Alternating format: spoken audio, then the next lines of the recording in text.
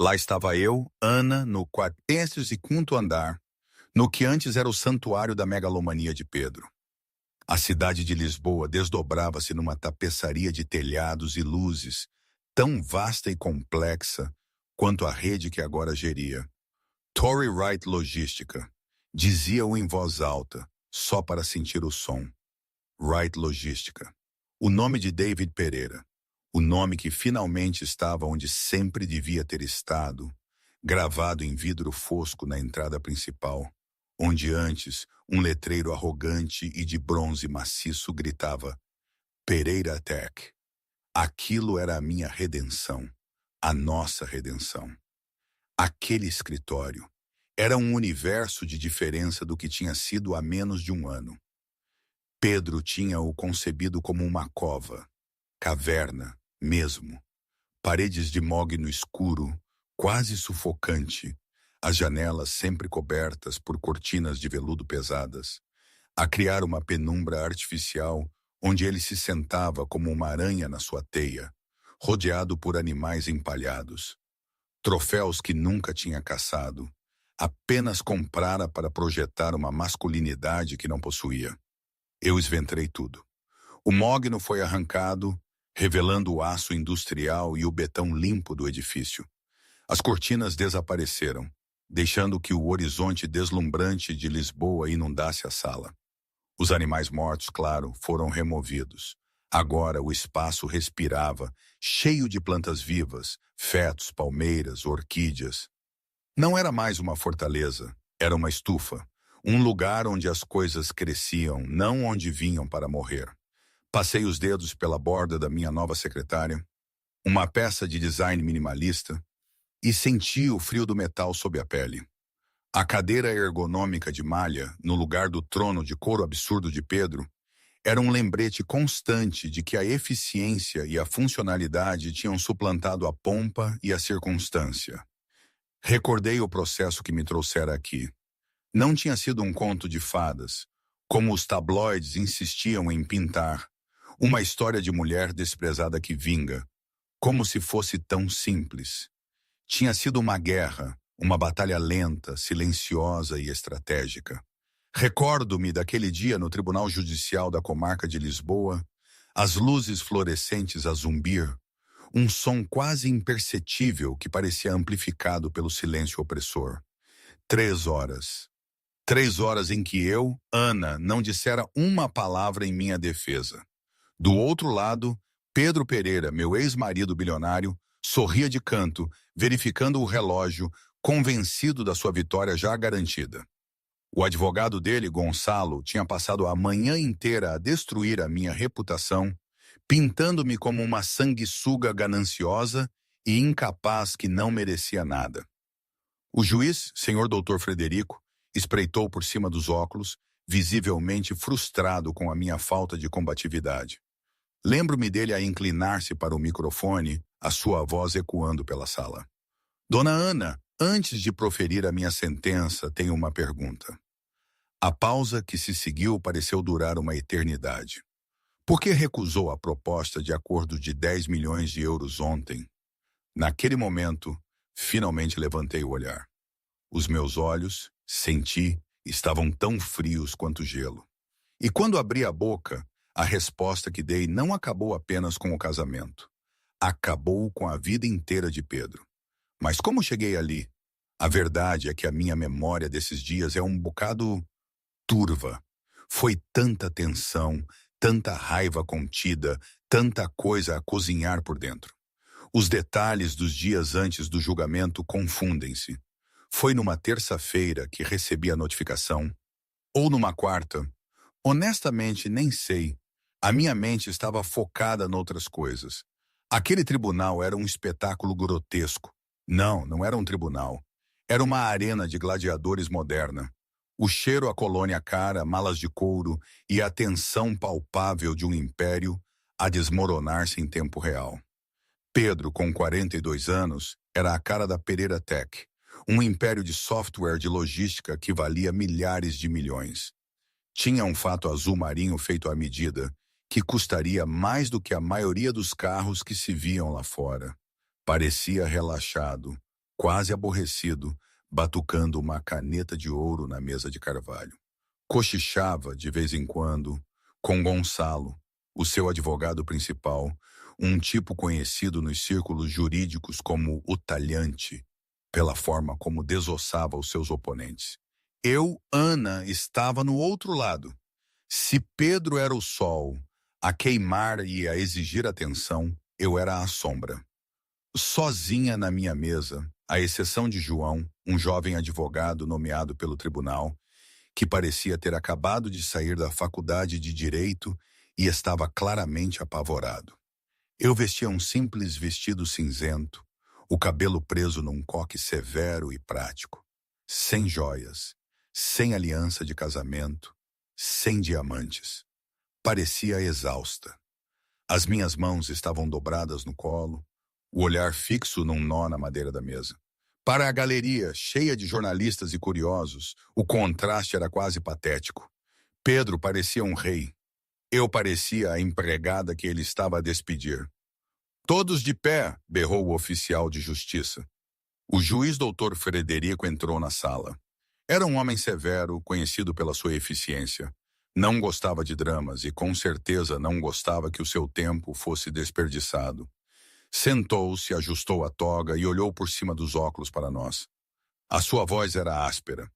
"Estamos aqui para finalizar a dissolução do casamento e a divisão de bens entre Pedro Pereira e Ana Pereira. Entendo que há uma disputa sobre a validade do acordo pré-nupcial e os pedidos de pensão de alimentos.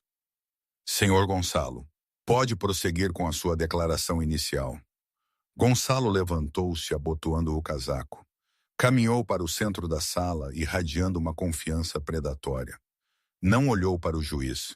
Olhou diretamente para a galeria de imprensa, depois voltou o olhar de escárnio para mim. "Meritíssimo, este caso é simples", começou Gonçalo, a voz suave como seda. "É uma tragédia. Uma tragédia de um grande homem, um visionário que foi explorado por uma mulher que não trouxe nada à mesa se não engano." Pedro sorriu, recostando-se na cadeira. "Durante 15 anos, continuou Gonçalo, andando em frente à minha mesa, Pedro Pereira construiu um império. Trabalhou 18 horas por dia, sacrificou a sua saúde, o seu sono e a sua juventude para construir a Pereira Tech. E o que fez a dona Ana?" Ele fez uma pausa para um efeito dramático. "Ela gastou", declarou Gonçalo. "Ela gastou o dinheiro dele em férias, em passatempos, num estilo de vida que não ganhou.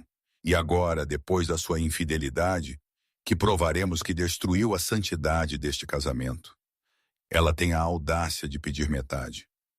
Pede participação numa empresa que não compreende. Pede pensão para sustentar um estilo de vida de indolência." Gonçalo inclinou-se perto de mim, invadindo o meu espaço pessoal. Eu não me mexi, não pestanejei. "Pretendemos provar, meritíssimo, que Ana Pereira não é uma vítima", disse Gonçalo, virando-se para o juiz.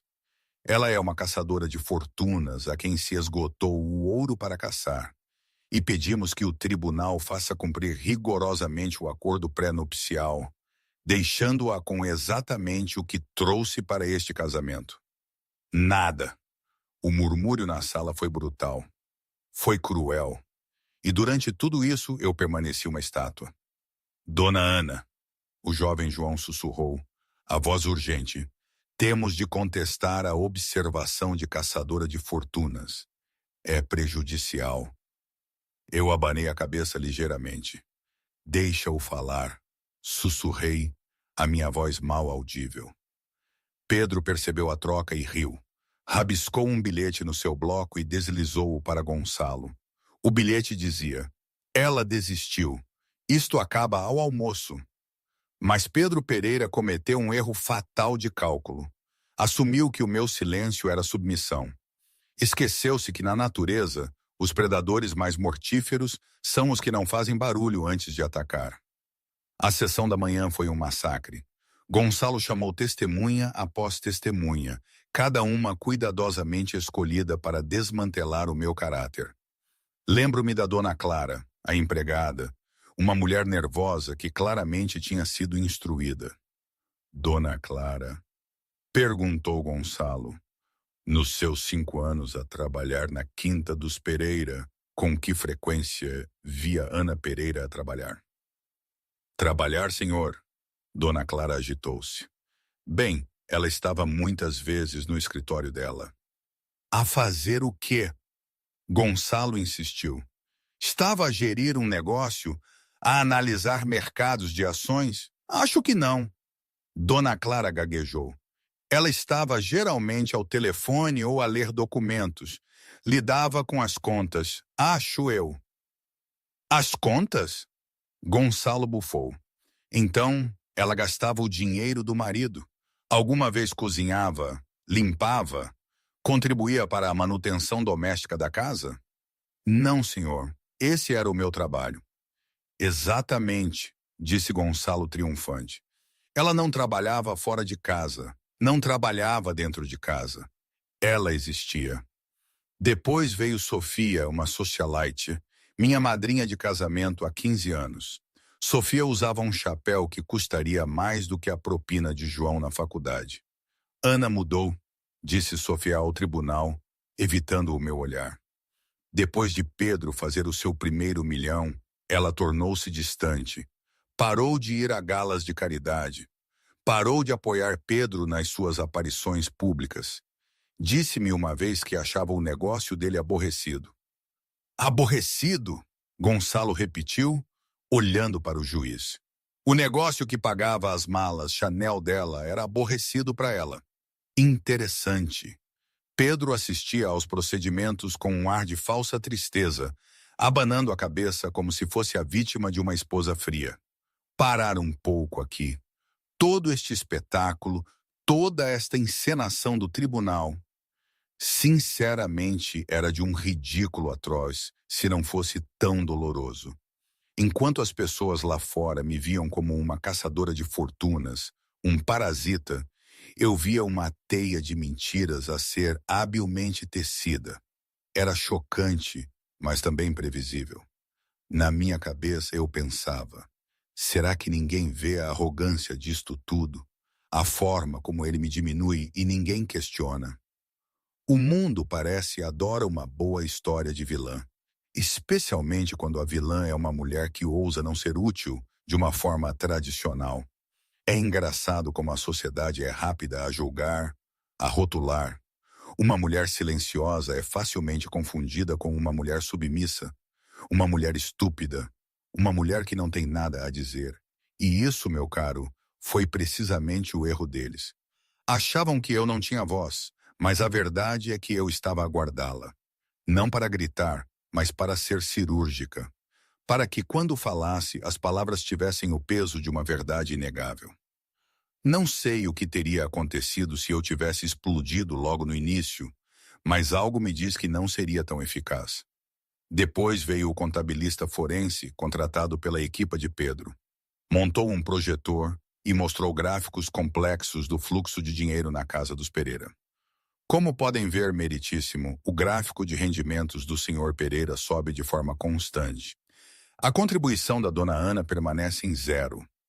0 euros ganhos em 15 anos, mas a saída dos seus cartões de crédito pessoais, pagos pelo Sr. Pereira, é em média de 50 mil euros por mês. A galeria engasgou 50 mil euros por mês. Para a pessoa comum, era uma quantia obscena. Ela era um fardo, Gonçalo concluiu, uma parasita financeira. Durante todo este desfile de humilhação eu não tomava notas. Não sussurrava com João. Olhava diretamente para o grande brasão do Estado, pendurado atrás do juiz. O meu rosto era ilegível. Não era o rosto de alguém derrotado. Era o rosto de alguém à espera de um autocarro. Ou talvez de alguém à espera da oportunidade certa. O juiz doutor Frederico estava inquieto. Olhou para a minha mesa. Conselheiro, dirigiu-se a João. A defesa deseja contra-interrogar alguma destas testemunhas? João levantou-se, os joelhos a tremer. Olhou para mim. Eu coloquei uma mão no pulso dele, parando-o. Não há perguntas, meritíssimo, guinchou João. Gonçalo riu alto. Uma gargalhada curta e aguda. Não há perguntas, meritíssimo. Isto é um absurdo. Eles nem sequer estão a tentar defendê-la. É prerrogativa deles, senhor Gonçalo, disse o juiz, embora parecesse desapontado. Olhou para mim com uma mistura de pena e aborrecimento. Dona Ana, tenha certeza de que compreende a gravidade destes procedimentos. O seu silêncio pode ser interpretado como aceitação destes factos. Levantei-me lentamente. Ela era alta, mais alta do que parecia sentada. Elisei a minha saia. Eu compreendo, meritíssimo, disse. A minha voz era baixa, melódica e surpreendentemente firme. Não tenho perguntas para essas testemunhas, porque a perspectiva delas é incompleta. Prefiro poupar o tempo do tribunal. Muito bem, disse o juiz doutor Frederico, a olhar-me com curiosidade. Senhor Gonçalo, chame a sua próxima testemunha. Gonçalo sorriu. Era isso. O golpe de misericórdia. O autor chama Pedro Pereira ao púlpito. Pedro levantou-se, abotoou o casaco e caminhou para a tribuna das testemunhas, como se estivesse a receber um prêmio. Prestou o juramento, a mão firme sobre a Bíblia. Senhor Pereira, Gonçalo começou suavemente. Diga ao tribunal por que está a pedir o divórcio hoje. Pedro suspirou, olhando para mim com olhos tristes, de cãozinho abandonado. Eu amava a Ana, amava mesmo, mas a ganância tornou-se excessiva. Eu construí esta empresa a partir de uma garagem. Queria uma parceira. Em vez disso, tive uma dependente que ressentia o meu sucesso. Ela recusou-se a assinar os acordos pós-nupciais atualizados. Exigia ações na empresa que não fez nada para construir. Tentei que funcionasse, mas quando descobri que ela estava a transferir dinheiro para contas privadas, soube que já não podia confiar nela. Ela roubou? Perguntou Gonçalo, fingindo choque. Acredito que ela se estava a preparar para me deixar e levar o que podia. Pedro mentiu suavemente. Só quero o que é justo. Quero proteger os meus funcionários e a minha empresa de alguém que só quer um pagamento. Obrigado, Pedro, disse Gonçalo. Virou-se para a minha mesa. A sua testemunha. A sala prendeu a respiração. E era o momento do contra-interrogatório. Era o momento para a esposa gritar, chorar, chamá-lo de mentiroso. João levantou-se, olhou para as suas notas, depois para mim. Entreguei-lhe um único pedaço de papel. Não era uma lista de perguntas. Era uma única frase escrita numa caligrafia elegante. João leu-a, os olhos arregalados. Olhou para mim, aterrorizado. Tenha certeza? Sussurrou ele. Pergunta-lhe, ordenei suavemente. João caminhou para o púlpito. Olhou para Pedro Pereira, que lhe sorria benevolamente. Senhor Pereira, começou João, a voz a tremer ligeiramente. Afirmou que construiu a Pereira Tech a partir de uma garagem. Correto? Isso mesmo, filho, disse Pedro condescendentemente. Sangue, suor e lágrimas. E afirmou que a dona Ana não contribuiu em nada para o lado técnico ou operacional do negócio. A Ana? Pedro riu. A Ana mal sabe operar o iPhone dela. É uma mulher encantadora, mas tecnologia? Não, ela fazia café ocasionalmente nos primeiros tempos. Era só isso. João olhou para o papel que eu lhe dera, respirou fundo. Senhor Pereira, quem é Arquimedes? O sorriso desapareceu instantaneamente do rosto de Pedro. Foi como se alguém lhe tivesse dado uma bofetada. A sua pele, antes com um bronzeado saudável, tornou-se cinzenta. Ele mexeu-se na cadeira. Não sei do que está a falar, gaguejou Pedro. Arquimedes, repetiu João, ganhando confiança com a reação de Pedro. É uma pessoa, um nome de código? Objeção! Gonçalo já estava de pé, sentindo uma mudança no ar. Relevância? O que tem a história grega a ver com este divórcio? Estou a tentar estabelecer a verdadeira natureza dos ativos comerciais, disse João, surpreendendo até a si mesmo. O juiz doutor Frederico olhou para Pedro. Viu o suor a escorrer pela testa do bilionário. Indeferido. A testemunha responderá à pergunta. É só um nome de servidor, disse Pedro rapidamente. Um servidor antigo. Descartámo-lo há anos. Obrigado, disse João. Sentou-se. Foi isso. Uma pergunta. O tribunal fez uma pausa para o almoço. O corredor fervilhava. Por que é que Pedro parecia tão assustado? Quem era Arquimedes? Dentro da sala de espera da defesa, João andava de um lado para o outro. Ana, o que se passa? Tem de me dizer. Estamos a perder. Gonçalo está a destruí-la lá fora. O juiz pensa que é uma caçadora de fortunas muda. Precisamos de ripostar. Eu estava a comer uma sandes, tão calma como sempre. Estamos a lutar, João. Apenas não estamos a usar as armas deles. Mas o silêncio não negou nada. Os gastos, a preguiça, a falta de contribuição. Se eu negar, torna-se, ele disse, ela disse. Expliquei, limpando uma migalha do lábio. Pedro é charmoso. Ele é um narcisista. Ele sempre vencerá uma disputa de gritos. Tenho de deixá-lo construir toda a sua realidade. Tenho de deixá-lo construir a torre mais alta possível. Por quê? João perguntou exasperado. Os meus olhos brilharam com uma inteligência perigosa. Para que, quando eu puxar o tijolo de baixo, a queda seja fatal?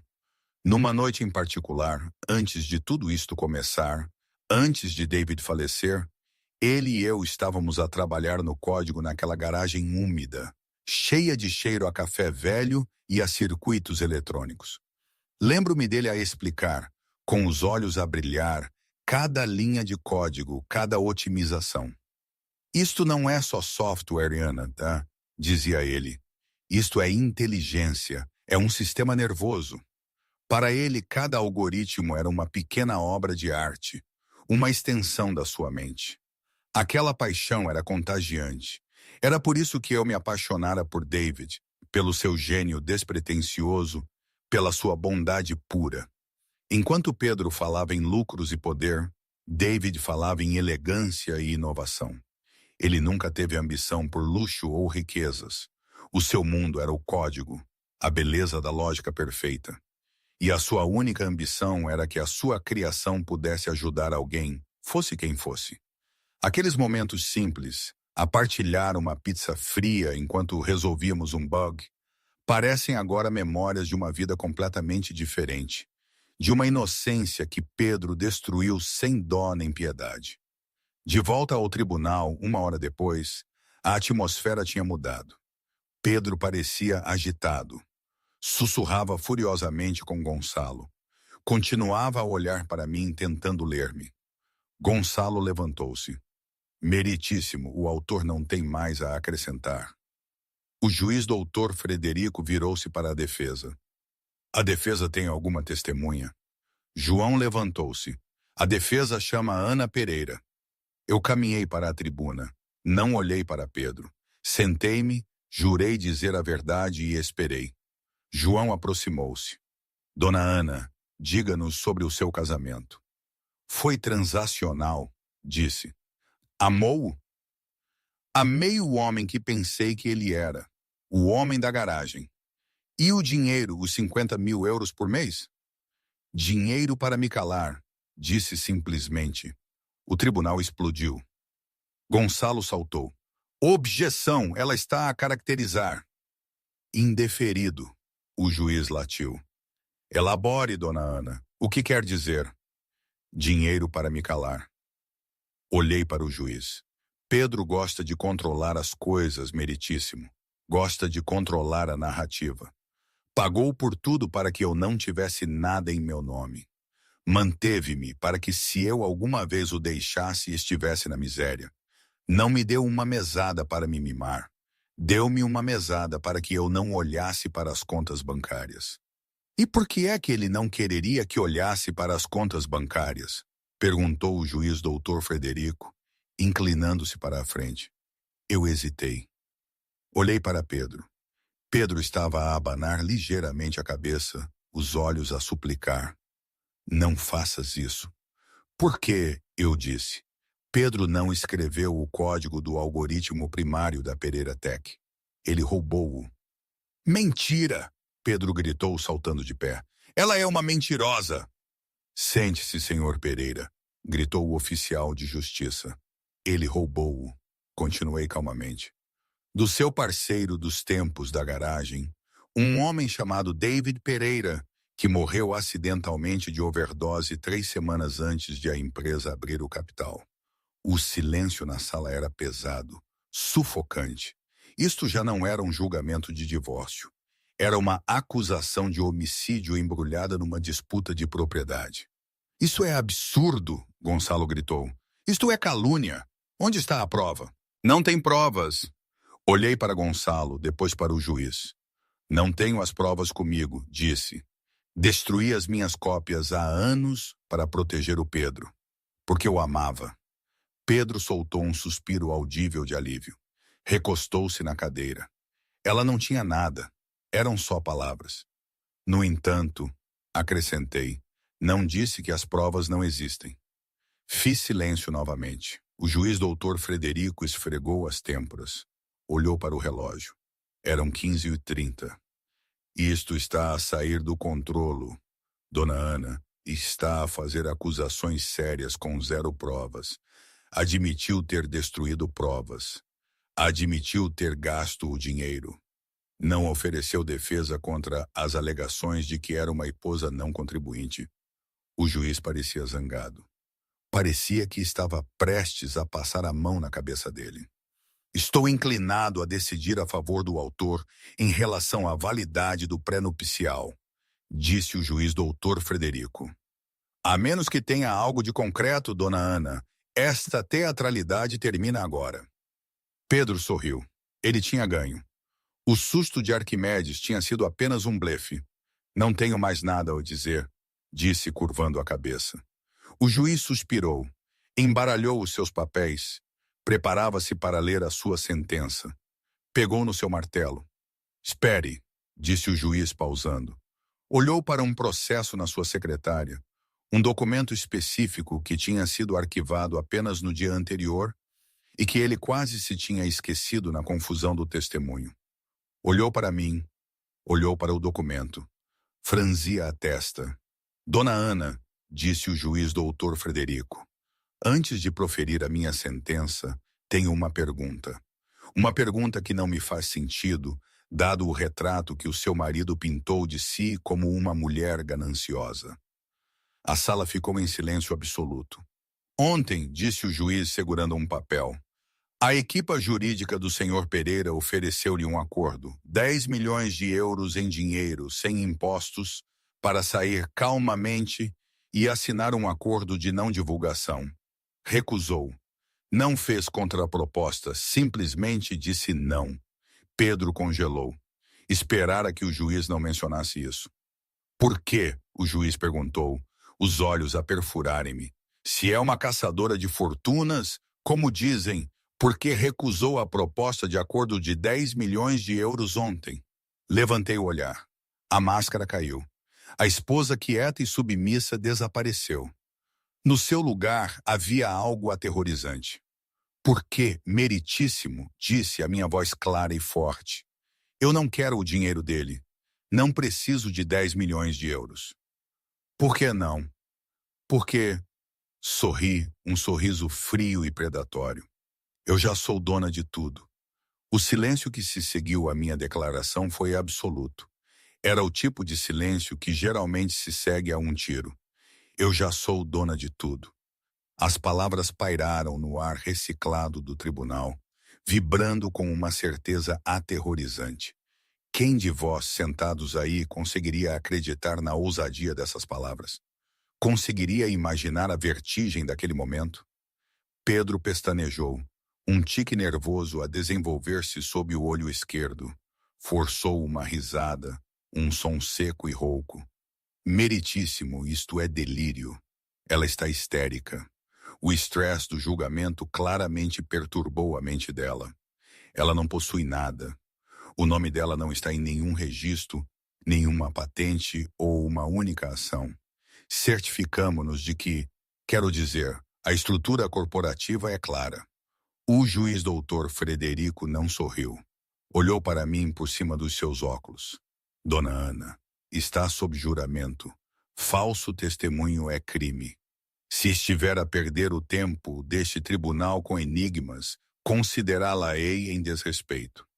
Lentamente caminhei de volta à minha mesa.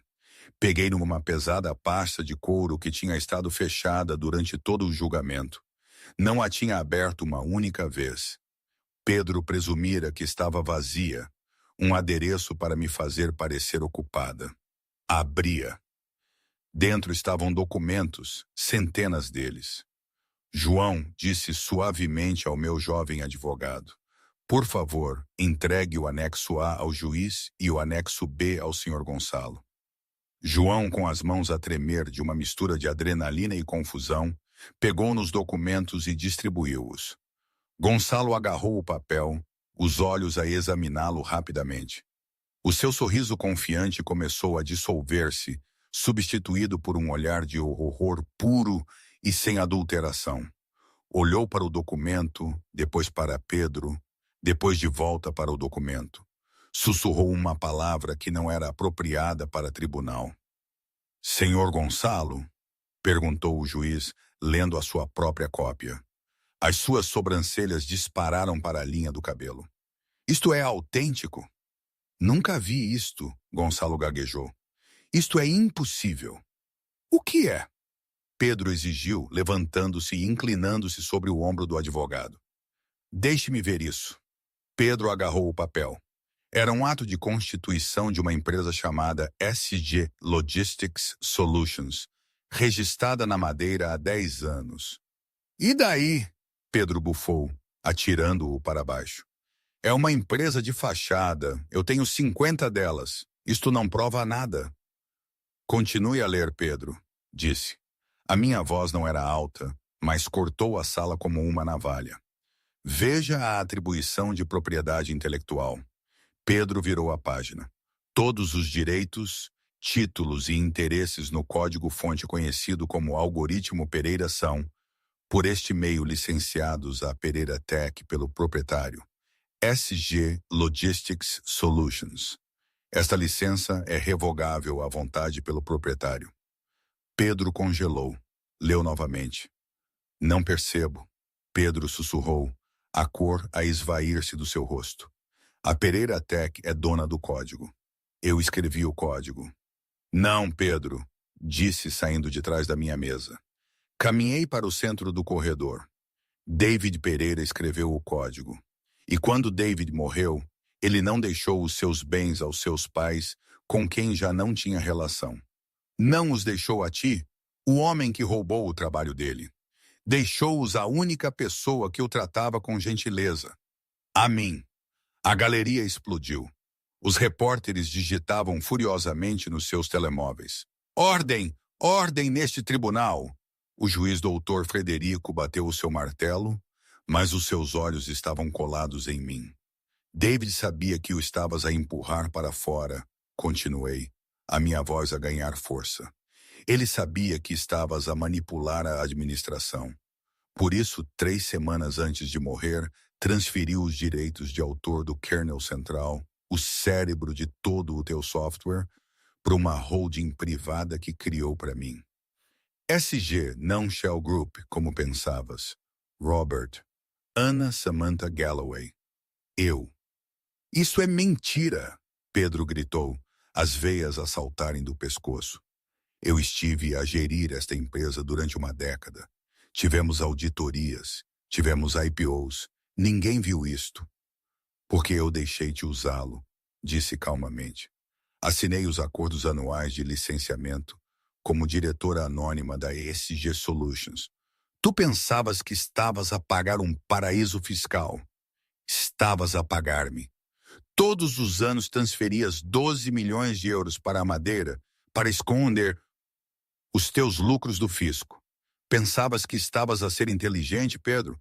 Pensavas que estavas a desviar dinheiro dos acionistas da empresa para uma conta secreta que controlavas, mas tu nunca controlaste essa conta. Eu controlava. Gonçalo parecia que ia vomitar. Virou-se para o seu cliente. Pedro, Tu criaste as contas na madeira pessoalmente? Usei um corretor, Pedro gaguejou. Um tipo que o David recomendou.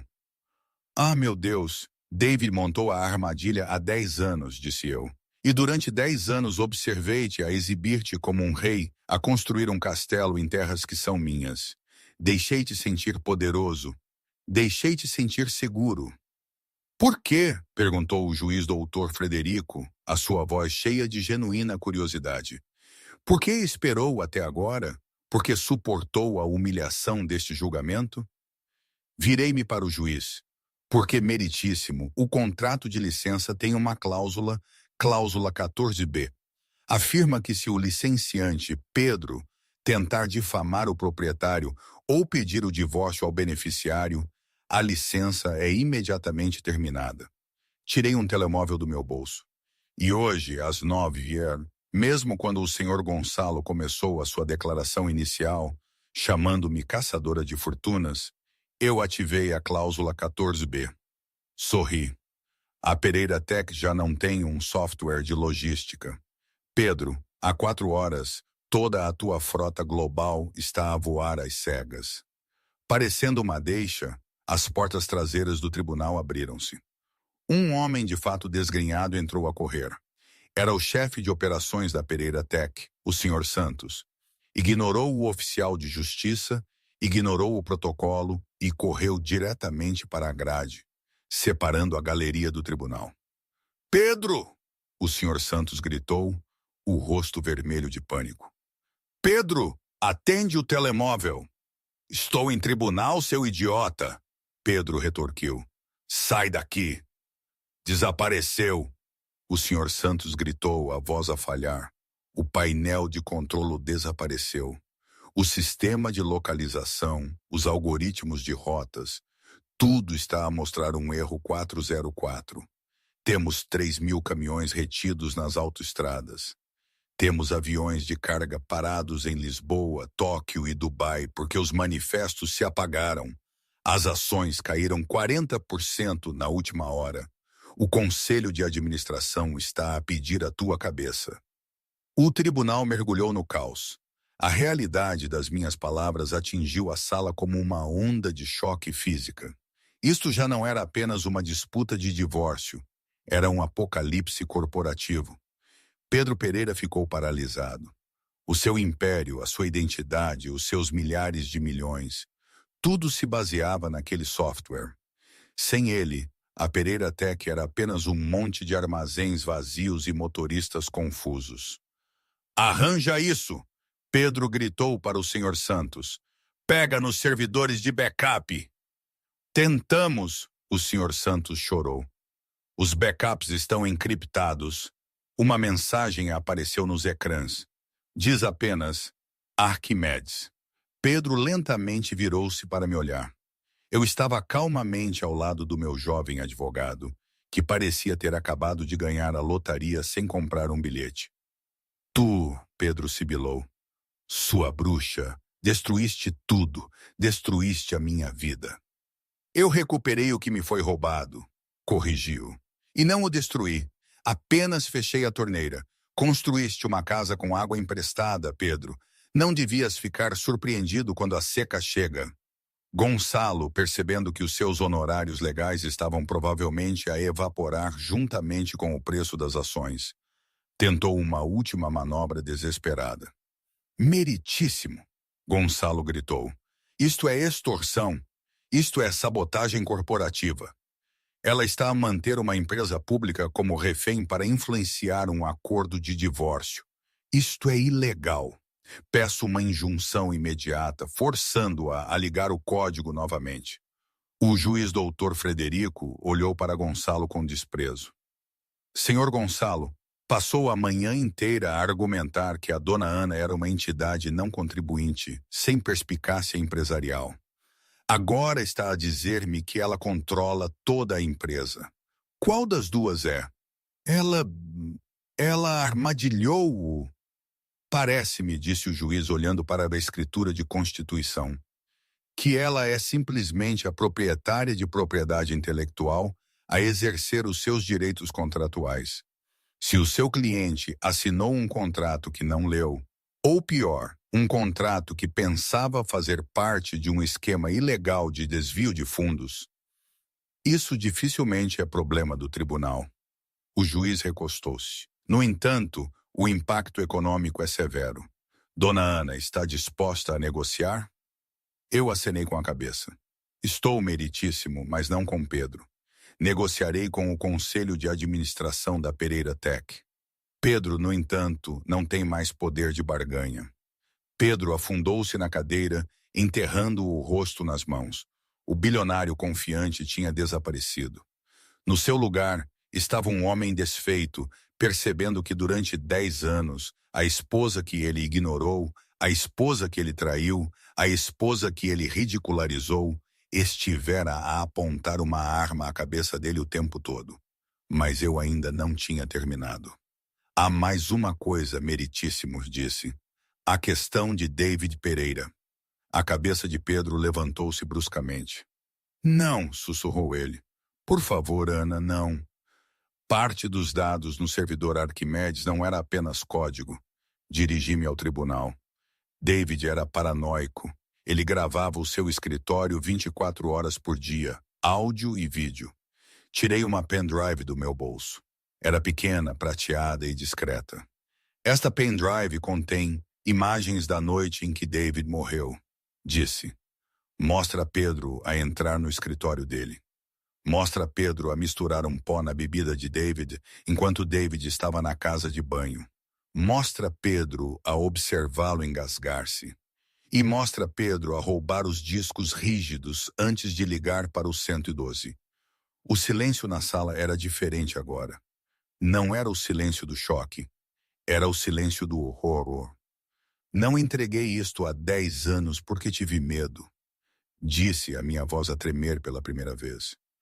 Pedro disse-me que também me mataria. Disse-me que tinha juízes e polícias no bolso. Eu era jovem, assustada e não tinha recursos. Então fiquei. Desempenhei o papel da esposa troféu muda. Esperei até ter controlo do dinheiro, dos bens e das provas. Esperei até que ele estivesse mais vulnerável. Coloquei a pendrive na bancada do juiz. Estou a anexar isto como prova, meritíssimo, não para o divórcio, mas para o Ministério Público. O tribunal, geralmente um lugar de ordem rígida e sussurros, tinha se transformado numa cena de animação suspensa. A pequena pendrive prateada estava na alta bancada de mogno do juiz Dr. Frederico como uma granada que acabara de ter o seu pino puxado durante 10 longos segundos. Ninguém se moveu. As mãos da estenógrafa pairavam sobre as teclas, a boca ligeiramente aberta. O oficial de justiça, um homem corpulento que passara 20 anos a observar pequenas disputas, tinha a mão instintivamente pousada no cinto, sentindo uma mudança na atmosfera que era muito mais perigosa do que uma típica discussão de divórcio. Pedro Pereira foi o primeiro a quebrar a paralisia. Mas não foi com um grito, foi com um gemido. A cor esvaziara-se do seu rosto tão completamente que o seu bronzeado caro parecia cera. Agarrou a gravata, afrouxando-a como se fosse uma forca a apertar o seu pescoço. Isto é uma fabricação. Pedro gaguejou, a voz a subir um tom, a rachar de desespero. Olhou para o seu advogado, depois para o juiz, depois para a galeria. Ela está a mentir. É um deepfake. Ela usou IA. Não podem admitir isto. Não é admissível. O juiz doutor Frederico não olhou para Pedro. Olhou para o oficial de justiça. Oficial, disse o juiz, a sua voz a baixar para um registro terrivelmente grave. Feche as portas. Ninguém sai desta sala.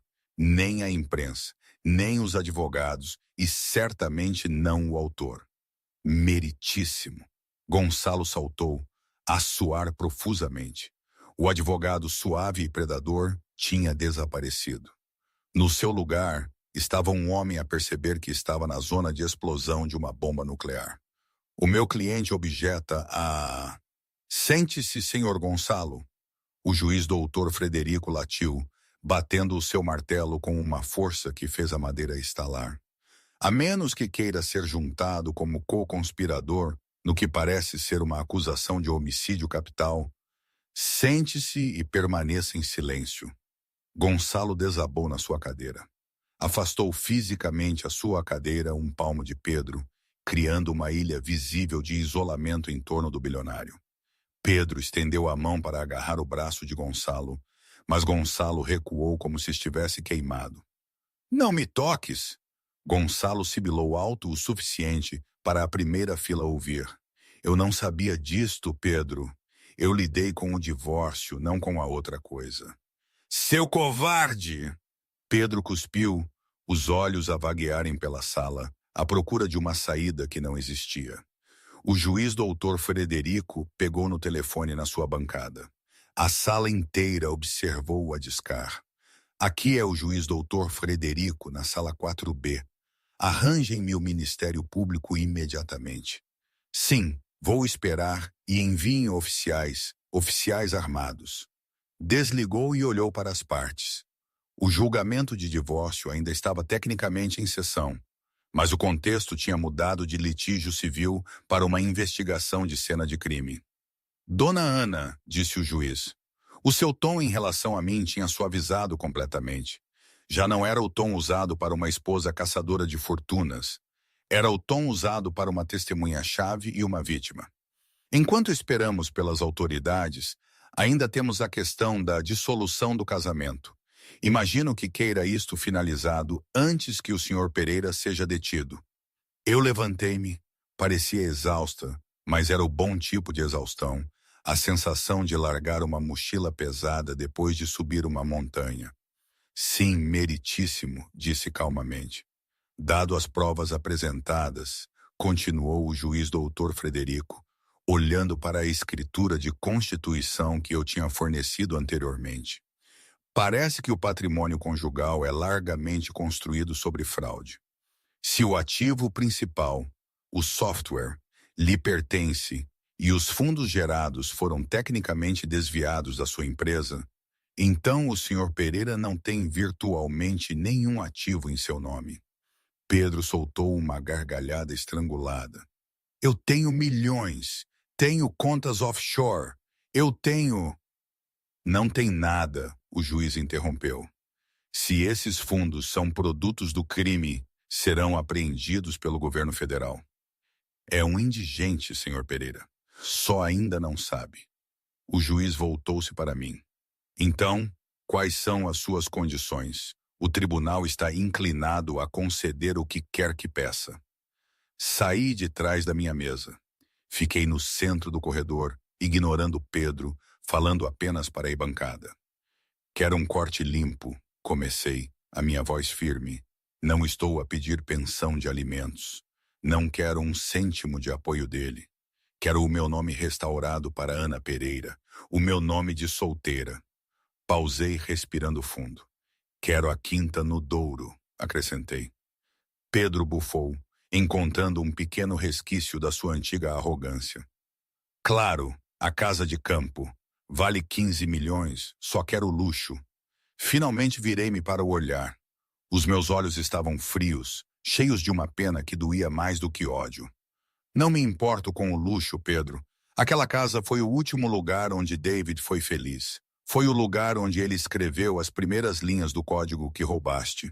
Estou a levá-la para queimar os teus móveis, pintar as tuas paredes e transformá-la em algo decente. Algo que não cheire a ganância. Virei-me de volta para o juiz. Quanto ao resto, os carros, a penthouse na cidade, o jato particular, liquidem tudo isso. E os lucros?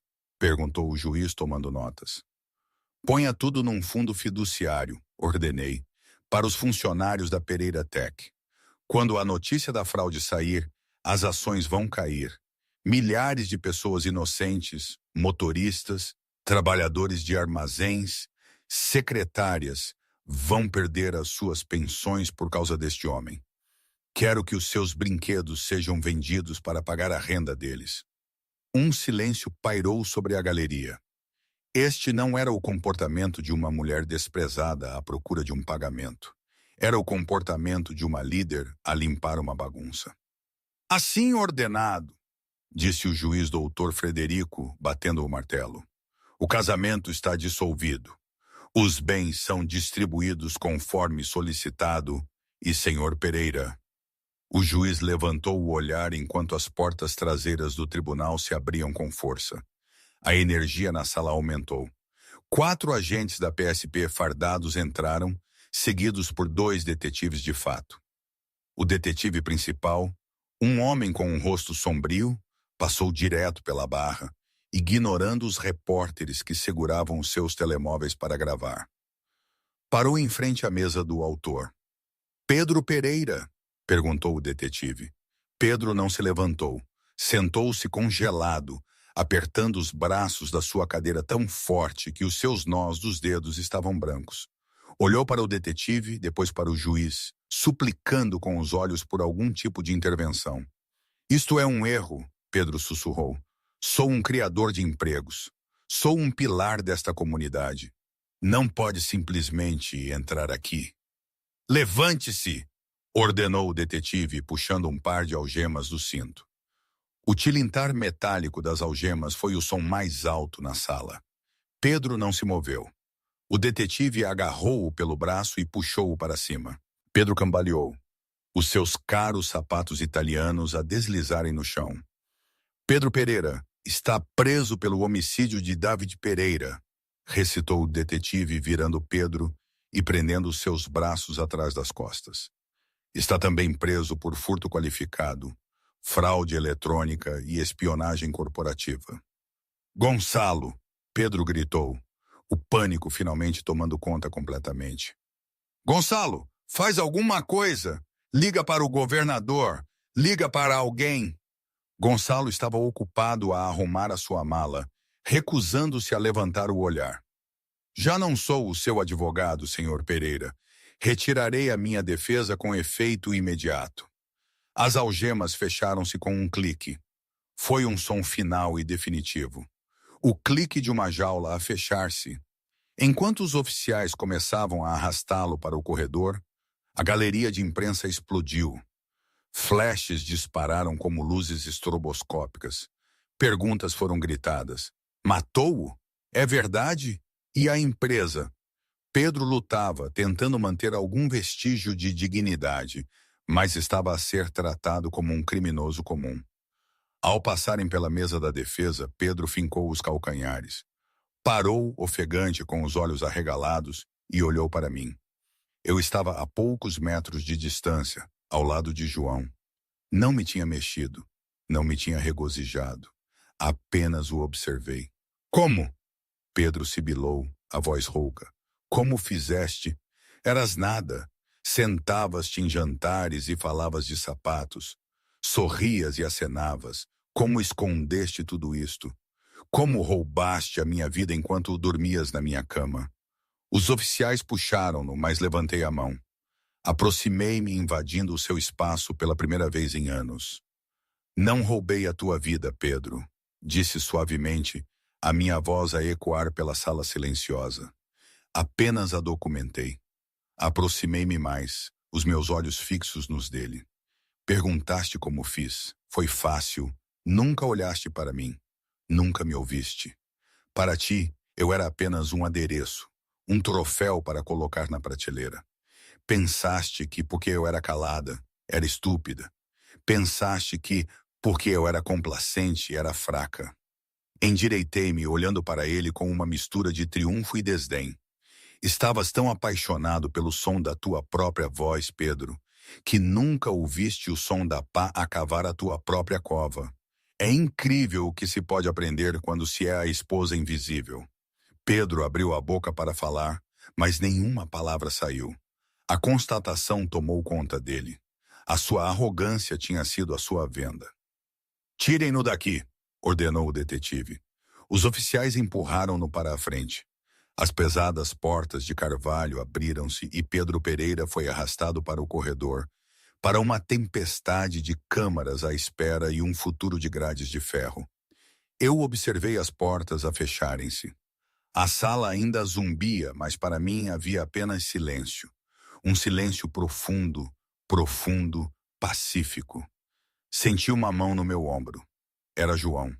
Ele olhou para mim com admiração. Está tudo bem? Sussurrou. Eu respirei fundo, inalando o ar de uma sala que já não continha o meu atormentador. Alicei a minha saia, peguei na minha mala e, pela primeira vez em 10 anos, sorri.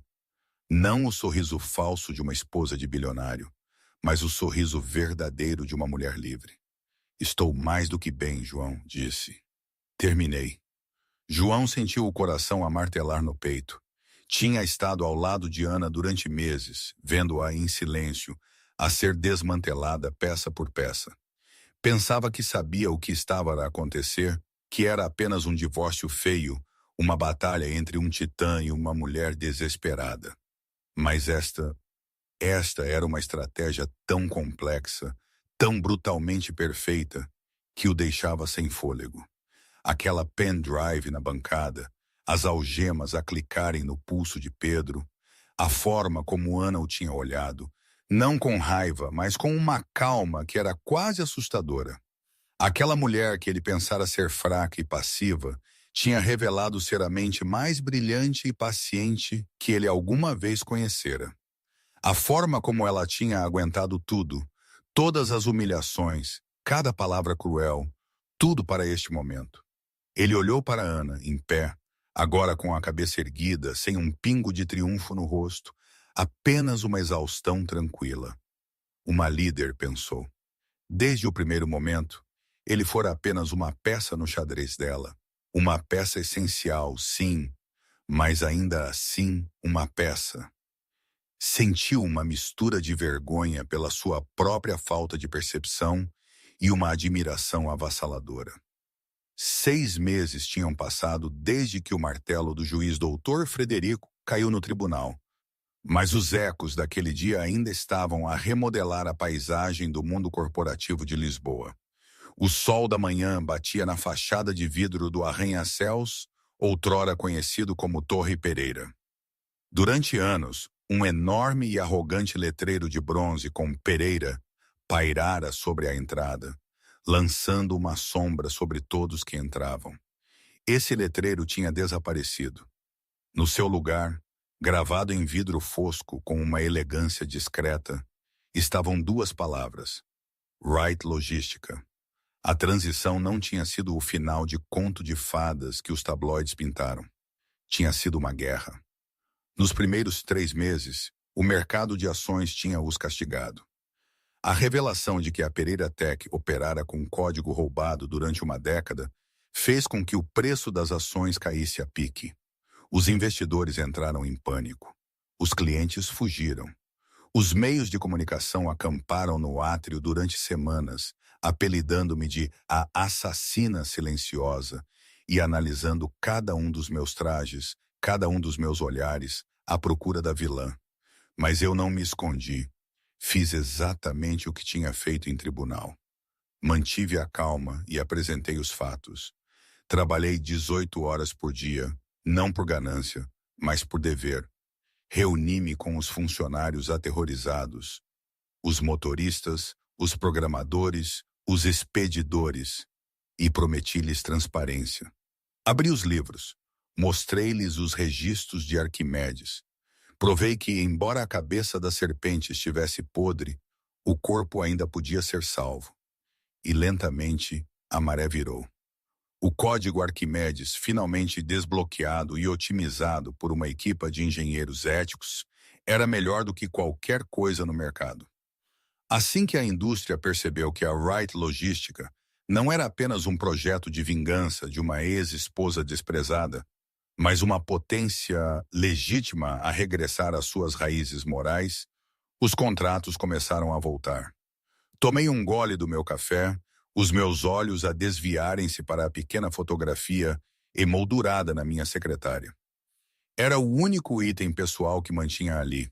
Era uma Polaroid de 20 anos atrás. Eu e David Pereira, sentados no chão de um dormitório apertado, a comer pizza barata rodeados de peças de computador. David ria, a cabeça jogada para trás, inconsciente do destino trágico que o esperava. Conseguimos, David, sussurrei para a foto. Demorou um pouco, mas o teu nome está agora no edifício. Uma batida forte na porta de vidro interrompeu a minha reverie. Entra, chamei, a minha voz forte e clara. A porta abriu-se e João entrou. A transformação no jovem advogado era talvez ainda mais dramática do que a renovação do escritório. 6 meses antes, João tinha sido um associado júnior trêmulo e suado que parecia estar à espera de permissão para respirar. Fora-lhe atribuído o meu caso porque os sócios sêniores pensavam que era uma causa perdida. Hoje, João vestia um fato de carvão feito à medida que lhe caía perfeitamente. Andava com a passada confiante de um homem que conhecia o seu valor. Como conselheiro-geral recém-nomeado para a Wright Logística, passara o último meio-ano a afastar tubarões e a garantir o futuro da empresa. Bom dia, senhora CEO, disse João com um brilho divertido nos olhos. Colocou um tablet na minha secretária. Os relatórios trimestrais chegaram. Vai gostar deles. Percorri os números, as minhas sobrancelhas levantadas. Subimos 12%, pensei que as projeções mal davam para o ponto de equilíbrio. A eficiência aumentou, explicou João, servindo-se de água da jarra na mesa lateral. Acontece que quando se deixa de desviar milhões de euros para empresas de fachada ilegais na Madeira e se investe de fato na manutenção da frota e nos salários dos motoristas, a empresa funciona melhor. Quem diria? Eu ri. Pedro nunca percebeu isso. Ele pensava que o dinheiro era algo que se extraía, não algo que se cultivava. Falando em Pedro, disse João, o tom mudando para algo mais sério. O Ministério Público ligou esta manhã.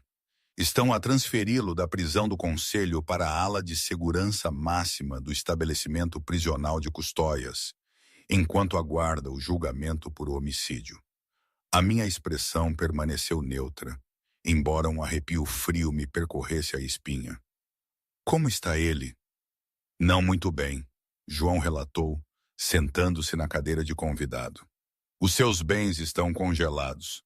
A sua fiança foi totalmente negada por causa do risco de fuga que expôs, e o isolamento está a afetá-lo. Aparentemente, os seus amigos leais não o visitaram uma única vez, nem sequer a amante. Claro que não, disse olhando novamente pela janela. Nunca foram amigos dele. Eram a sua folha de pagamentos. Assim que os cheques voltaram, eles também voltaram. E Gonçalo? Perguntou João, referindo-se ao advogado Tubarão de Pedro. Foi destituído da ordem desde ontem, disse com uma satisfação sombria. A ordem dos advogados não gostou da sua negligência em relação à lavagem de dinheiro. Atualmente está a trabalhar como consultor para um estande de carros usados nos arredores de Lisboa. Ou assim ouvi dizer. Era um desmantelamento total e bíblico da velha guarda. Um fogo purificador. João verificou o relógio. Não devemos pensar no passado, Ana. Temos a reunião do conselho em 20 minutos. É importante. Levantei-me alisando a saia do meu vestido de negócios azul marinho. Senti um arrepio de nervosismo, mas era o bom tipo, o que vinha da emoção, não do medo. A proposta está pronta? Perguntei. Finalizada, João confirmou. O programa de participação nos lucros dos funcionários é o item número 1, dando aos trabalhadores uma participação de 5% na empresa. O conselho está hesitante, mas com estes números trimestrais, eles assinarão. Assinarão porque conhecem a alternativa, disse com firmeza. Disse-lhes no primeiro dia. Esta empresa funciona com respeito ou não funciona de todo. E o item número 2? João sorriu, deslizando o seu tablet para mostrar um cheque digital. A doação. Olhei para o ecrã. A quantia era impressionante para uma doação de caridade. 10.000 euros. A quantia exata, meditei. 10 milhões de euros. João acenou com a cabeça. Para a Bolsa de Estudos David Pereira para programadores carenciados. É totalmente financiada. Pagará propinas integrais para 50 estudantes por ano, visando especificamente crianças dos mesmos bairros pobres onde David cresceu. É irônico, disse suavemente, traçando os zeros no ecrã com o dedo.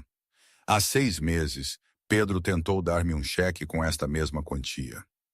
Ele pensou que 10 milhões de euros era o preço da minha dignidade. Ele pensou que era o preço do meu silêncio. Ele estava enganado, disse João. Estava, concordei. Ele pensava que o dinheiro era uma arma. Estou a transformá-lo numa ferramenta. Aquele dinheiro era para me calar. Agora vai dar voz a 50 novos gênios todos os anos que poderiam ter sido silenciados pela pobreza. Peguei no meu blazer do cabide e vesti-o. Olhei para o meu reflexo na parede de vidro. Já não parecia a mulher cinzenta e cansada da mesa da defesa. Parecia vibrante, viva. João disse parando à porta. Sim? Lembras-te na sala de espera durante o intervalo do almoço do julgamento? Perguntaste-me por que eu deixei humilhar-me por tanto tempo. Porque não gritei. João acenou com a cabeça. Lembro-me. Disseste que o silêncio não é vazio. Aprendi outra coisa desde então, disse olhando para o movimentado escritório em plano aberto para além das minhas paredes de vidro. Vi pessoas a conversar, a colaborar, a rir. Vi um negócio que era saudável e honesto. Pedro era barulhento, continuei. Era o homem mais barulhento em qualquer sala. Ele pensava que o barulho era poder, mas ele era apenas estática. Ele era interferência. Abri a porta e o zumbido do escritório correu para nos encontrar. O som de telefones a tocar, teclados a fazerem barulho e o negócio a avançar. O verdadeiro poder, disse saindo para a luz, é silencioso, é paciente. Espera que a estática se dissipe para que a verdade possa ser ouvida. E agora, finalmente, acho que podemos ouvir tudo. João sorriu, um sorriso genuíno e largo. Depois a senhora CEO. Ana Pereira, outrora a esposa invisível, agora a arquiteta do seu próprio destino, saiu para o corredor. Não olhou para trás, para o escritório vazio. Não olhou para o fantasma de Pedro Pereira. Caminhou em direção à sala de reuniões, a cabeça erguida, pronta para construir um futuro que lhe pertencia. E aqui estamos nós. O que penso de tudo isto agora, passado este tempo? Bem, não há um e viveram felizes para sempre, com contornos perfeitos. A vida raramente oferece isso. Às vezes, ao deitar, ainda me questiono se a forma como tudo aconteceu foi a única maneira. Se valeu a pena a espera, o sacrifício de me tornar uma esposa invisível para o desmascarar. Mas depois, olho para os nomes na bolsa de estudos David Pereira, para os sorrisos dos nossos funcionários, e sei que no fim foi a escolha certa. Não foi fácil, não foi sem custos emocionais, mas foi a minha verdade. É uma história de justiça, sim, mas também uma de perda, de paciência extrema e de encontrar a própria força nos lugares mais inesperados. A perfeição não existe, mas a dignidade e a verdade. Essas, sim, podem ser construídas, tijolo a tijolo, até as fundações mais podres virem abaixo. E isso, de alguma forma, é mais do que suficiente.